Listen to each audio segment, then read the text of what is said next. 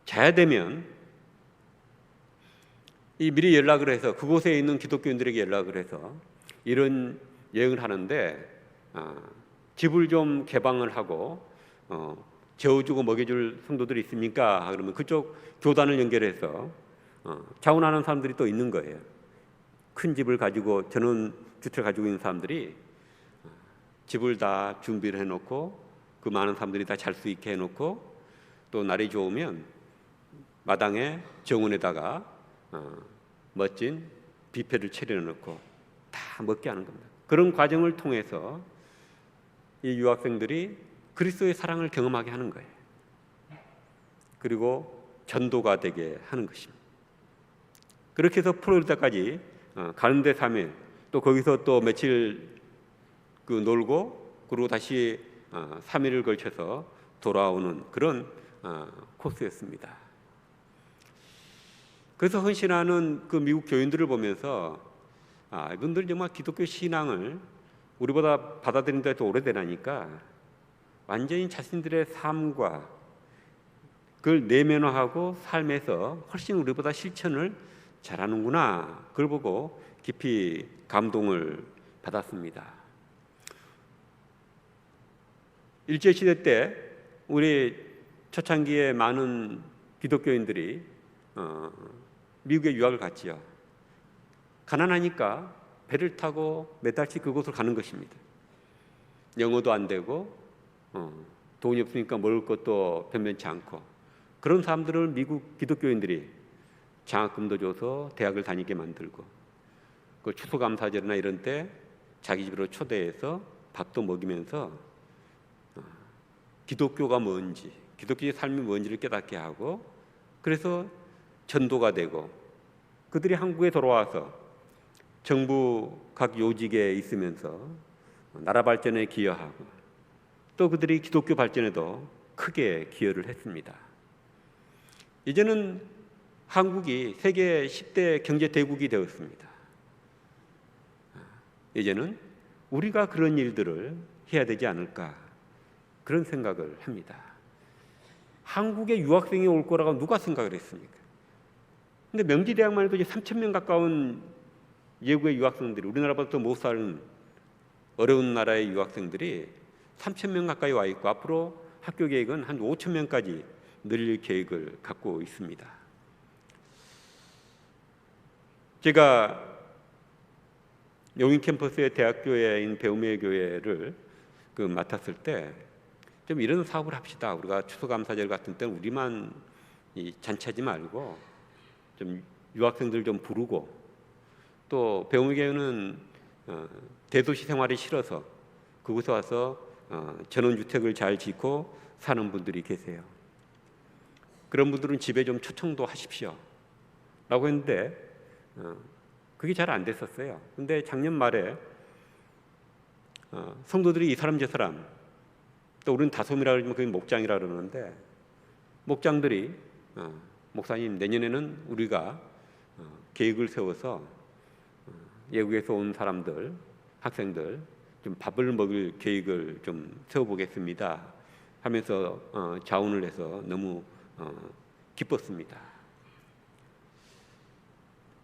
고린도전서 12장 7절에 보면 우리에게 성령의 은사를 준, 다양한 은사를 주고 그게 서로 연합해서 공동의 이익을 위해서 일하게 했다고 나옵니다. 하나님 우리 모두에게 각자 고유의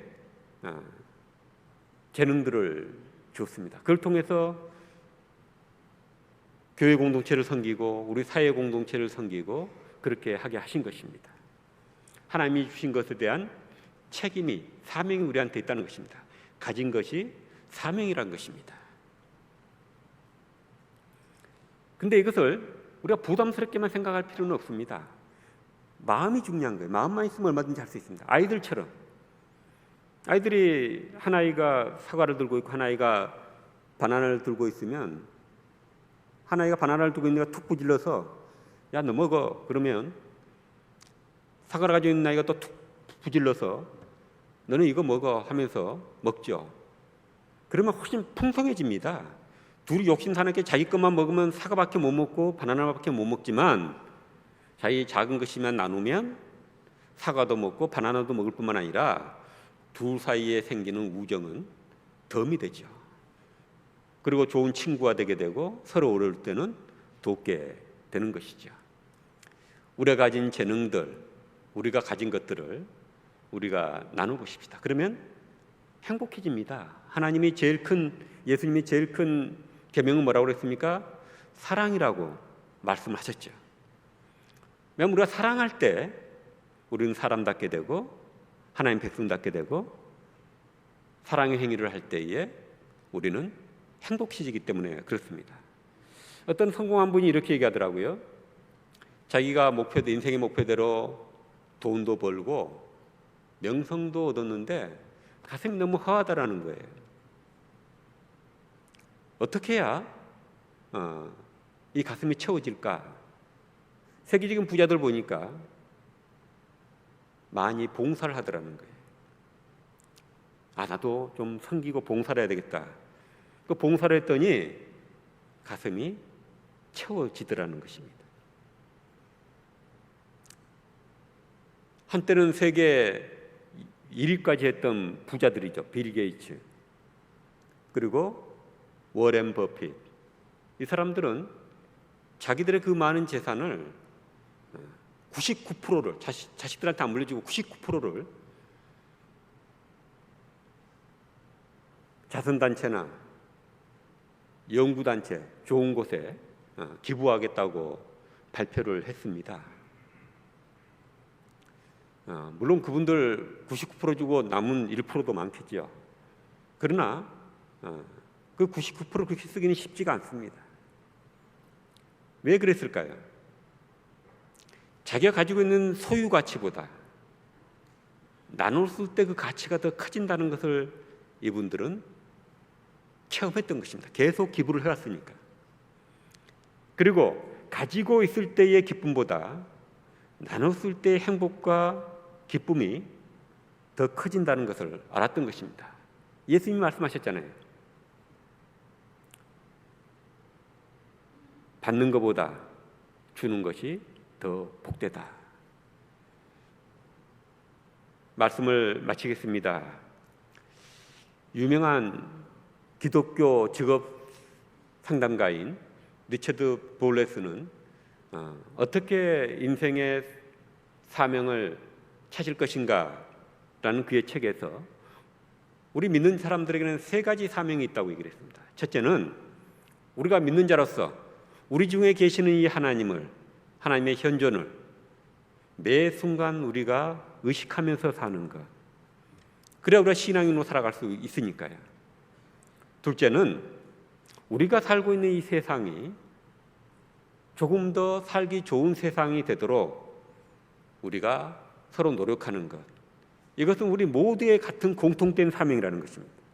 마지막 세 번째 사명은 자기 고유의 사명인데 하나님이 나에게만 준 가장 중요한 소질, 재능, 은사가 뭔가 그걸 발견해서 하나님은 또 우리가 어느 곳에 가서 일할 것인가에 대한 자유도 주셨는데 내가 좀 보람을 느낄 수 있는 곳, 그곳에 가서 마음껏 꽃 피우며 사는 것, 그것이 우리의 소명이다 이렇게 얘기했습니다.